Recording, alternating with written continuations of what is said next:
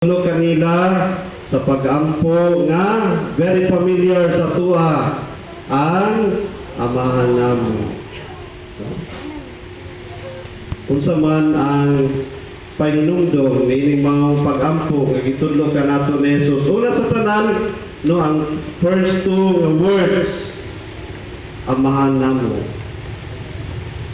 Lumatag ampo nato sa amahan namo atong gila nga mga anak kita sa Diyos.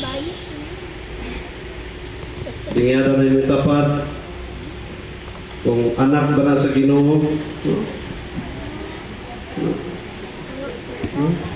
Mao na siya ang una nga pahinumdom kanato, no? Every time ta magampo ka mahanamo buot pasabot nga atong gi-recognize ang atong kaugalingon nga mga anak sa Dios. O mao niya ang atong relasyon katubangan sa Ginoo.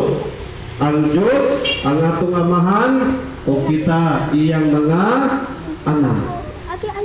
Bisan dili ta tapos nga mahimong anak sa Dios tungod kay mga makasasala ta. Amen.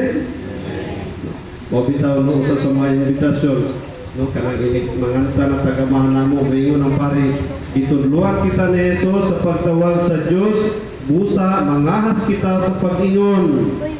Kumoday na amana mo nasa mga langit.